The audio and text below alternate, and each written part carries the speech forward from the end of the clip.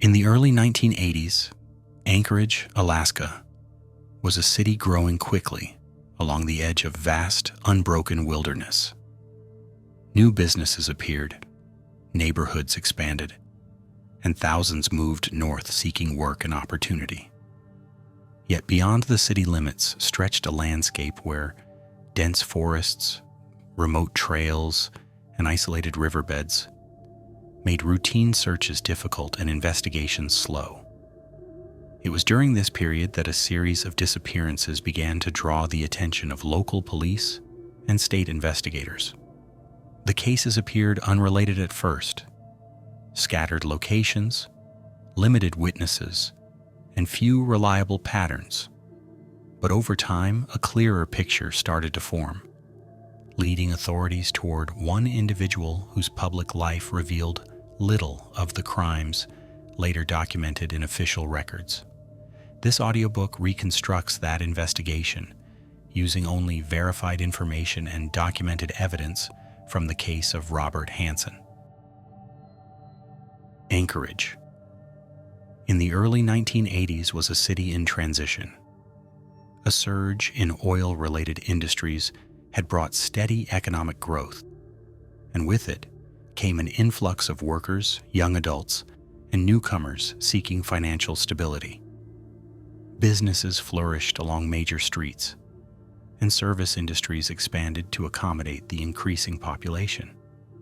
Yet despite its developing urban landscape, Anchorage remained surrounded by a vast stretch of wilderness that could become inaccessible within minutes of leaving the main roads.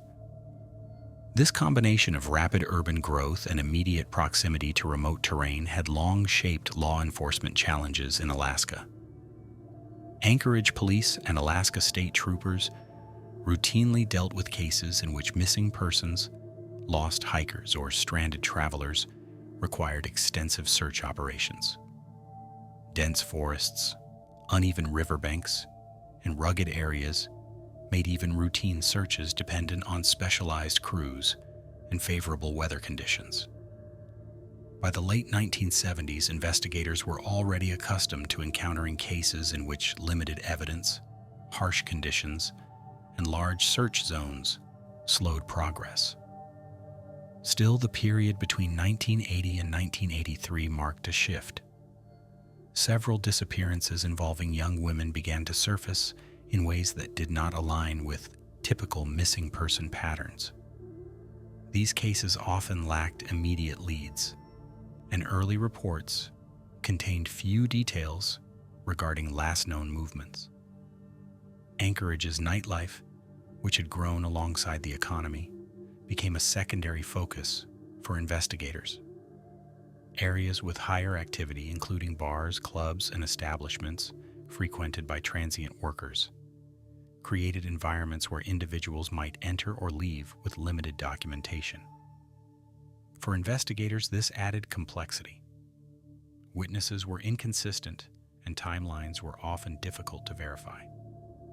During this period, police noted sporadic reports of young women failing to return home or disappearing after last being seen in commercial districts. Some individuals resurfaced after short periods while others did not, creating an uneven pattern that made establishing connections between cases difficult. Police departments lacked many of the technological tools later used in investigations, and databases were limited in scope. Officers depended heavily on interviews, physical searches, and any available documentation from local establishments. Meanwhile, Anchorage state troopers occasionally discovered remains in wooded or remote areas outside the city. Because Alaska's wilderness could conceal evidence for long periods, these discoveries sometimes lacked identifiable features or connections to active missing person cases. Investigators recorded each finding, mapped the surrounding environment, and compared details to open files. In several instances, the remains could not be immediately linked to any reported disappearance, resulting in unsolved cases that remained open in archive systems. The pattern that would later be recognized existed in fragments, isolated findings, missing person reports, scattered evidence, and a city adapting to economic expansion while bordered by wilderness that allowed individuals to disappear without notice. At the time, no single element seemed sufficient to indicate the presence of a serial offender operating within the area. But these conditions, urban growth, limited surveillance, and remote landscapes, created an environment in which a methodical offender could remain undetected. As 1980 progressed, investigators continued documenting cases without clear connections. It would take several years of accumulating reports, observations, and crucial witness information before authorities recognized consistent patterns across multiple incidents. Until then, Anchorage remained a place of opportunity and isolation in equal measure, with law enforcement navigating a city whose growth outpaced its investigative resources. The earliest cases later linked to Robert Hansen began appearing between the late 1970s and early 1980s. At the time, each report was handled individually, with no indication that a single offender was responsible. Anchorage police and Alaska state troopers dealt with missing person files that varied in detail. Some described individuals last seen near city nightlife districts, while others involved women who had recently arrived in Anchorage for work or travel. Investigators noted that several disappearances originated near downtown or Spenard district areas, locations known for busy evening activity.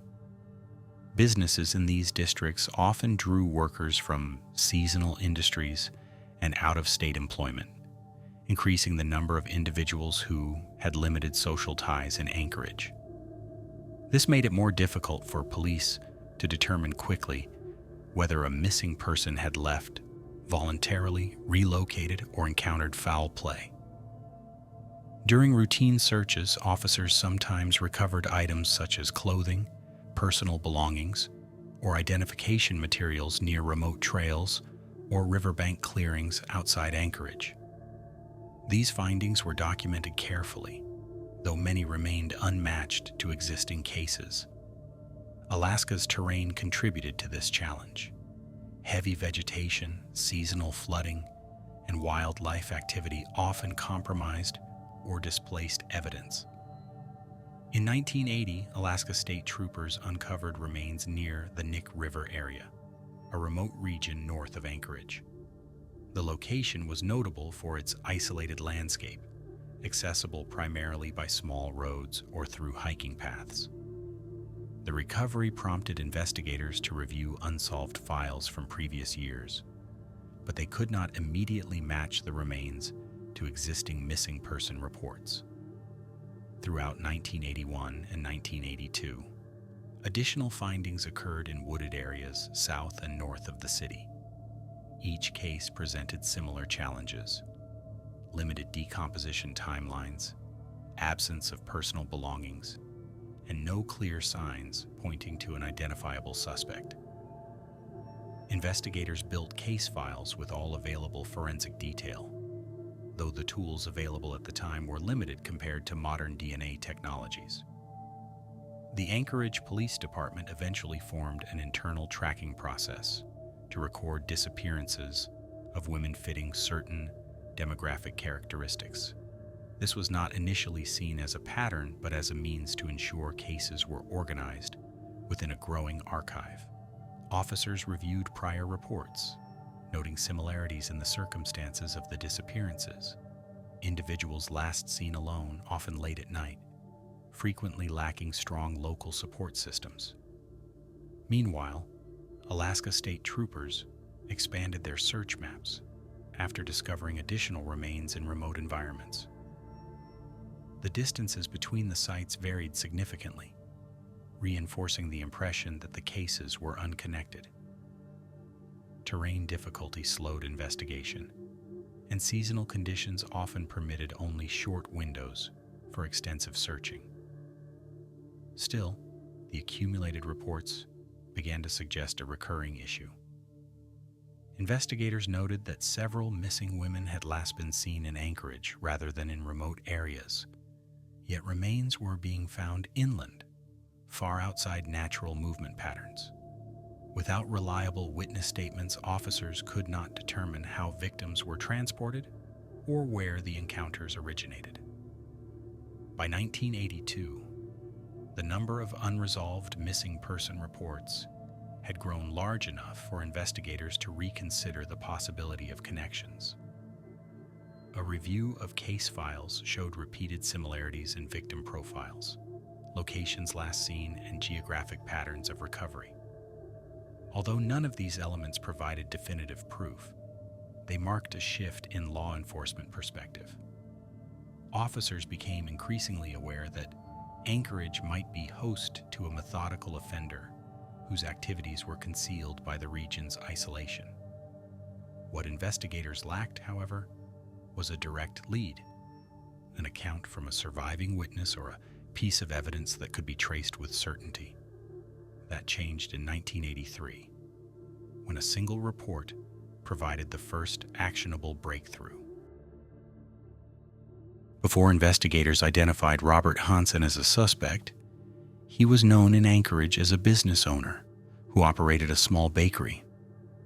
The shop had steady customers and a reputation for consistent service. Hansen maintained a routine centered around work, family, and outdoor activities common in Alaska, including hunting in remote areas. These activities did not initially raise suspicion. Many Anchorage residents spent significant time in the wilderness, and Hansen's interest in hunting aligned with local norms. He held a pilot's license, allowing him access to remote regions beyond the reach of most residents. This detail later became significant, though at the time, it did not distinguish him sharply from others in Alaska who used aircraft for recreation or travel. Hansen also had a prior criminal record, including incidents involving theft and firearms violations.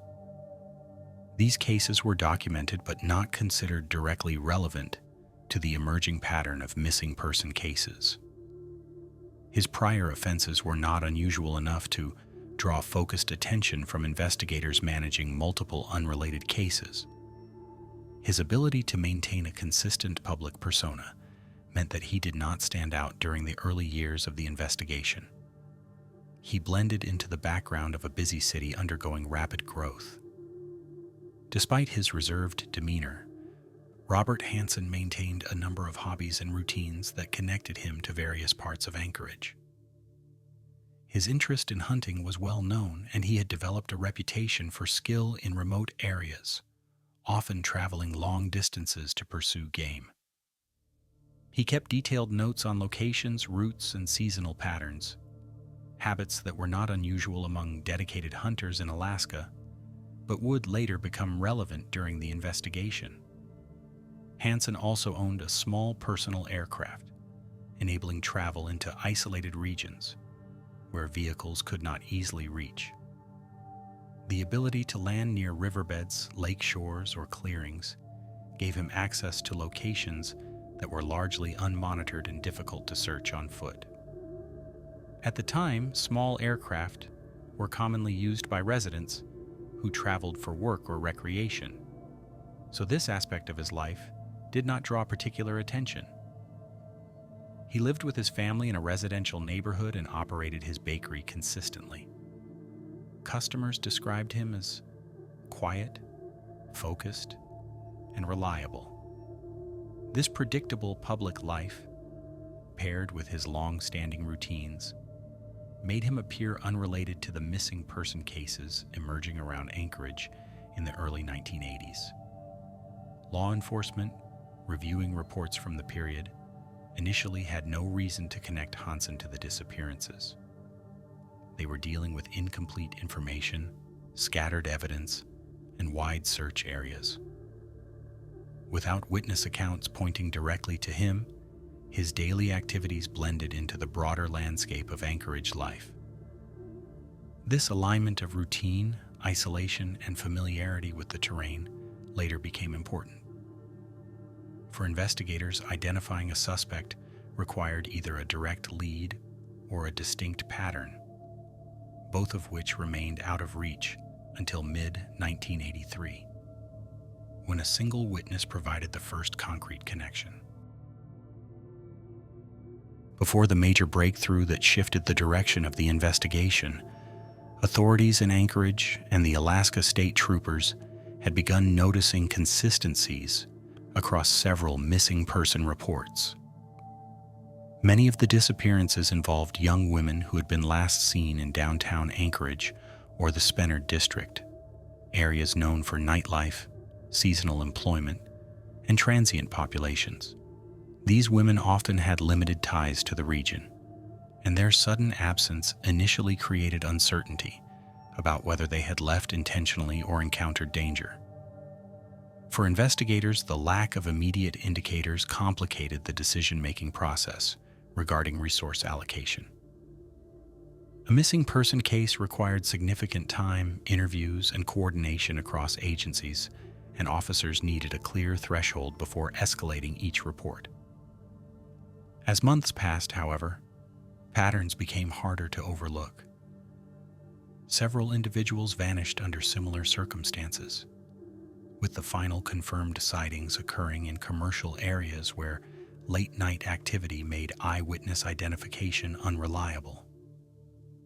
In many cases, no vehicle was associated with their departure, and communication with friends or employers ceased abruptly.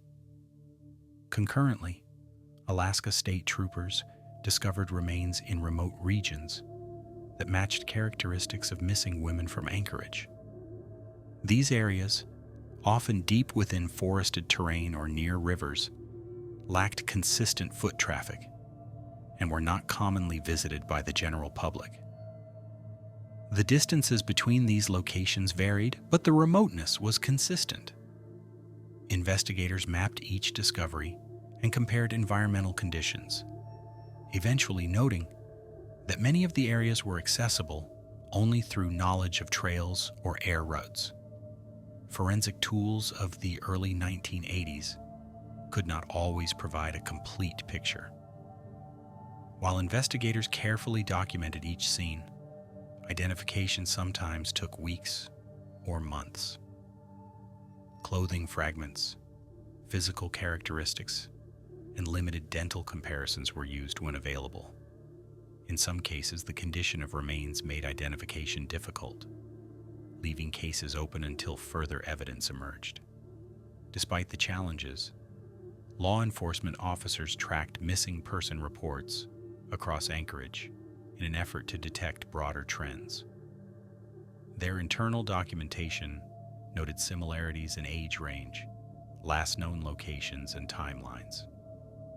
Several early reports referenced women who had earlier interacted with men offering transportation or financial compensation.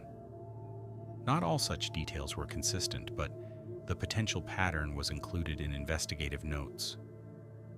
By 1982, investigators had started to consider the possibility of a repeat offender operating in the area. They did not yet have a name or a specific suspect, but the geographical spread, victim characteristics, and the methodical disappearance patterns suggested a single person might be involved. Even so, without witness testimony or a forensic connection, investigators lacked a starting point. The missing person files grew in number and the list of recovered remains increased. Each new finding reinforced the idea that Anchorage was dealing with more than unrelated disappearances. What police needed was a direct account, an individual who could describe an encounter clearly enough to establish a link. That account arrived when a survivor came forward in 1983. The turning point in the investigation occurred in June 1983, when a young woman named Cindy Paulson reported an attack and provided authorities with a detailed account of her experience. Her statement was the first-hand description of an encounter with a man who matched characteristics investigators had been piecing together for several years. According to her account, She managed to escape from a residence in Anchorage after being restrained. She described seeking help immediately and flagging down a passerby who contacted law enforcement. Officers brought her to safety and began recording her statement in a controlled environment. Paulson provided investigators with clear, factual details: a description of the residence, physical features of the man involved, and the presence of a small aircraft that she reported seeing at an airfield during the incident. Her description of the offender matched an individual who operated a bakery in Anchorage and had a known interest in hunting and flying, Robert Hansen. Investigators documented her account in its entirety. She reported specific features inside the residence, including furniture and layout details that officers could later verify. She also described the vehicle used and the route taken toward the airfield, pointing out landmarks consistent with the area around Merrill Field. Her ability to recall these details with specificity marked her statement as significant. She also provided information about unique items she observed inside the residence, items later corroborated through a search warrant. Following the report, law enforcement initiated immediate procedures to verify key elements of her account. Detectives reviewed aviation records and confirmed that Robert Hansen owned a plane matching the description.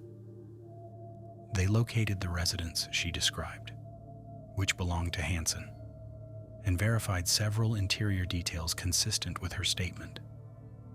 Despite this strong initial lead, investigators required more evidence to secure a warrant for Hansen's home and property. They compared Paulson's description of Hansen with past reports and missing person patterns. Several similarities emerged, including his presence in nightlife districts and his known ability to access remote hunting areas. Officers conducted background checks, confirming that Hansen had a prior criminal history involving abduction attempts. Although many years had passed since those incidents, they supported the possibility of repeated behavior. With these findings, investigators presented their evidence to secure search warrants for Hansen's residence, vehicles, and aircraft. The results of those searches would soon link Hansen directly to multiple unsolved cases and provide the evidence law enforcement had been missing for years. Once Cindy Paulson's account had been verified through multiple external details, investigators prepared formal requests for search warrants targeting Robert Hansen's residence, vehicles, and aircraft. The affidavit presented to the court included Paulson's description of the interior layout, the presence of restraints she reported, and the confirmation that Hansen owned both a plane and a home matching her account. Additional supporting information included his prior criminal record and known presence in districts where several women had last been seen. After the warrants were approved, teams from the Anchorage Police Department and Alaska State Troopers conducted coordinated searches. Officers moved methodically through Hansen's home, documenting the environment and marking each item for potential forensic analysis. The focus was on locating objects that matched the survivor's description, as well as any evidence that could link Hansen to earlier missing person cases. Inside the residence, investigators found physical items consistent with Paulson's account, including restraints and objects she had described with notable precision. Her accurate identification of these items, as well as their exact placement inside the house, strengthened the credibility of her testimony and reinforced the connection to Hansen. In addition to verifying the survivor's statements, officers uncovered items that aligned with details from unsolved cases.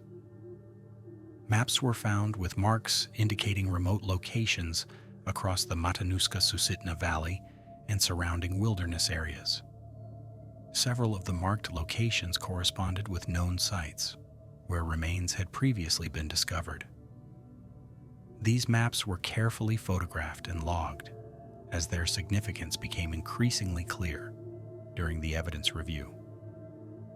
Investigators also recovered firearms consistent with weapons suspected in earlier cases.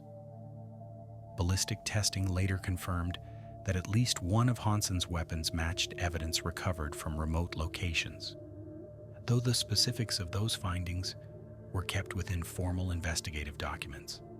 The presence of such evidence established a direct forensic link between Hansen and several previously unsolved discoveries. Search teams expanded their efforts to Hansen's aircraft. Examination of the plane revealed tool marks, equipment, and storage areas that investigators logged for review. The plane's capacity for reaching remote regions added weight to the theory that Hansen used his aircraft to access areas far beyond typical routes, locations where remains had been found over several years. Aviation logs and records were collected to confirm flight patterns, though available documentation from that era was limited. Additional searches were conducted on Hansen's vehicles, where investigators found items consistent with transport and outdoor activity. Several objects were tagged for forensic analysis and compared with witness statements and physical evidence recovered from remote sites. Throughout this process, investigators maintained strict documentation procedures. Every item collected was logged, photographed, and cataloged in accordance with evidence handling standards. This ensured that all findings could be presented in court without procedural challenges. By the end of the operations, authorities had obtained enough evidence to place Hansen under arrest. The combination of a survivor's detailed account, physical evidence within his residence, ballistic matches, and map markings that corresponded with known recovery locations created a comprehensive set of findings. These items taken together provided law enforcement with a basis for connecting Hansen directly to multiple unresolved cases. The search warrant results marked a definitive shift in the investigation. They filled the gaps that had made earlier cases difficult to connect and gave prosecutors the evidence needed to move forward with charges. In effect, the searches transformed a fragmented series of missing person reports into a unified, fact-supported case centered on a single suspect. After Hansen's arrest, investigators began the extensive task of linking physical evidence, witness statements, and documented case files to create a cohesive picture of his activities. Alaska's terrain played a significant role in shaping the investigation. The remote nature of the recovery sites, combined with their distribution across riverbeds, wooded trails, and isolated clearings, required investigators to examine each case using both geographical and temporal data. One of the most important components of this process was the set of marked maps found in Hansen's home. Investigators overlaid the locations marked by Hansen with historical recovery sites documented by Alaska State Troopers. Several points aligned directly with areas where remains had been found between 1980 and 1983. This correlation allowed investigators to link Hansen to cases that previously seemed unrelated. Search teams revisited certain recovery sites, bringing with them renewed attention to details that might have been overlooked during earlier searches. While environmental conditions had often limited the extent of initial investigations, the new information provided a framework for understanding why specific locations were chosen. Many of the marked areas were accessible by small aircraft or by routes known primarily to experienced hunters, characteristics consistent with Hansen's activities and skills. Law enforcement agencies collaborated closely during this process. Anchorage Police, Alaska State Troopers, and the FBI shared documentation, allowing investigators to compare timelines, missing person reports, and forensic findings. This multi-agency approach ensured that individual case files, previously handled in isolation, were examined in a unified context. Forensic analysts reviewed physical evidence recovered from various sites, comparing it to items found in Hansen's residence. These reviews included analysis of tools, shell casings, and materials associated with outdoor activity. In several cases, ballistic evidence and tool impressions matched items discovered during the search warrants. Investigators also revisited missing person reports from earlier years. They compared witness statements with Hansen's known movements, employment records, and flight activity. While some connections could not be definitively established, others showed strong alignment between last known sightings and Hansen's typical presence in certain districts. The extensive wilderness surrounding Anchorage allowed for the concealment of evidence for long periods, meaning some cases could only be partially reconstructed. Nonetheless, the documentation of Hansen's marked locations proved central to understanding the scope of his activities. Authorities determined that many of the sites were chosen because they were secluded, difficult to access, and unlikely to be visited by others. The integration of these findings enabled prosecutors to outline a clear evidence-based pattern, linking Hansen to multiple homicides and abductions. His familiarity with Alaska's geography, combined with his access to aircraft and remote landing points, gave him means and opportunity that matched the known distribution of cases. By the time investigators completed the linkage process, they had established a detailed, consistent timeline supported by measurable data. This comprehensive foundation prepared the case for the next stage: formal confession procedures, documentation of Hansen's statements, and the legal proceedings that would follow. With the accumulated evidence, maps marked with remote locations, ballistic matches, items identified by a survivor, and physical materials consistent with multiple recovery sites, investigators met with Robert Hansen for formal interviews. These interviews were conducted in controlled environments, with legal counsel present and procedural guidelines strictly followed. During the sessions, Hansen initially denied involvement in the disappearances. Investigators presented selected findings in measured increments, outlining correlations between evidence recovered at his residence and details from unsolved cases. As the discussions progressed, Hansen began to provide partial admissions, acknowledging certain actions that placed him at locations linked to missing women. Over time, these statements expanded into a broader acknowledgement of responsibility for multiple offenses. The interviews were extensive, documented thoroughly, and conducted with attention to accuracy and legal admissibility. Hansen provided information about several of the marked locations on his maps, and his statements aligned with known recovery sites previously attributed to unidentified victims. While some elements of the interviews were not publicly released, available court records confirmed that Hansen offered detailed accounts of his movements and interactions with several victims.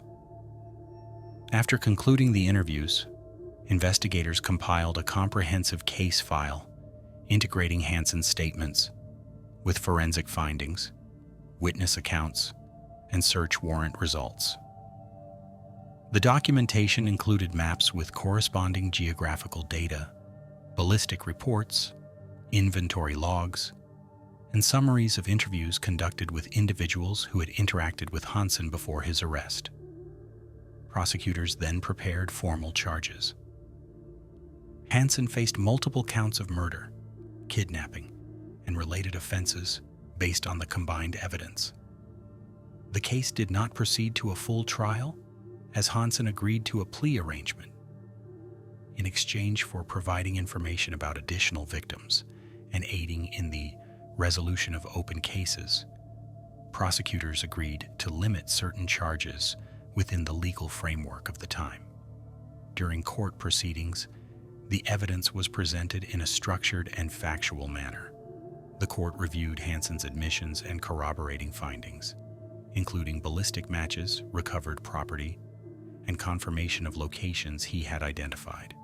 The documented accuracy of his statements, particularly in cases where only investigators had previously known specific details, reinforced the reliability of the admissions. The sentencing phase took into account the totality of Hansen's actions as documented through the investigation. He was convicted and received multiple life sentences, ensuring that he would remain incarcerated without the possibility of release. The court record reflects the magnitude of the case, the number of victims linked through confirmed evidence, and the coordinated efforts of multiple agencies to bring the investigation to completion. Following sentencing, Hansen was transferred to a correctional institution where he remained for the rest of his life. His incarceration marked the end of one of the most extensive serial offender investigations in Alaska's history. The documentation generated during the case would later serve as reference material for investigative training programs, forensic courses, and academic studies, focusing on serial offender behavior and law enforcement methodology. The conclusion of the Hansen investigation had significant and lasting effects on law enforcement practices in Alaska. The case highlighted the challenges of investigating crimes that occur across remote wilderness areas, where recovery efforts are hindered by terrain, weather, and limited visibility. It also demonstrated the importance of interagency cooperation, as Anchorage police, Alaska state troopers, and federal authorities shared resources, information, and forensic analysis to piece together a comprehensive timeline.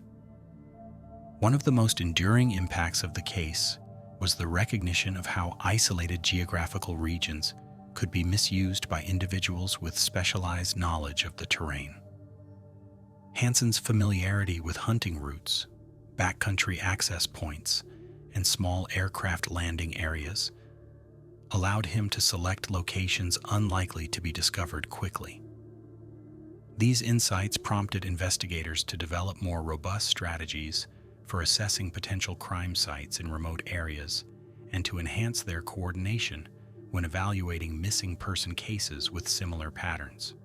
The survivor's testimony sees it a critical turning point in the investigation, also influenced procedural approaches to handling early witness accounts. Cindy Paulson's detailed statement provided investigators with the first verifiable link to Hansen. Her accuracy in describing physical environments, vehicle routes, and interior details later became a standard example in training materials emphasizing the importance of methodical witness interviewing and corroboration. In Anchorage, the case remained a reference point for years. Residents who lived in the area during the early 1980s recalled the gradual realization that multiple disappearances were connected and the scale of the investigation that followed. The remote locations involved, the length of time over which discoveries occurred, and the eventual identification of a single offender shaped public understanding of criminal investigations in Alaska's unique environment. Law enforcement agencies across the country also analyzed the case for its investigative structure. The use of map analysis, ballistic testing, survivor testimony, and multi-agency coordination offered a detailed example of how disparate pieces of evidence could form a comprehensive investigative framework. The extensive documentation generated during Hansen's case allowed agencies to study the progression of events, challenges encountered, and techniques employed to resolve complex cases with limited initial information. In the years following Hansen's conviction, additional remains were found in areas consistent with locations he had described. These discoveries provided closure for cases that had remained open for extended periods. Investigators continued to cross-reference missing person reports with Hansen's documented activity, ensuring that all possible links were evaluated thoroughly. The long-term impact of the case extended beyond law enforcement. Academic researchers examined the investigation to better understand offender patterns in isolated environments, the significance of geographic profiling, and the challenges posed by remote search areas. Training programs incorporated aspects of the case into their curriculum to illustrate how coordinated investigative techniques can overcome environmental and evidentiary obstacles. Robert Hansen died in 2014 while serving his sentence. His death closed the final chapter of a case that had spanned decades, but the investigative lessons remained relevant. The documentation created during the case continued to contribute to improved training, enhanced investigative strategies, and a deeper understanding of how complex serial offender cases are solved. The investigation into Robert Hansen's crimes unfolded over several years, shaped by Alaska's terrain, gaps in early evidence, and the absence of reliable witnesses.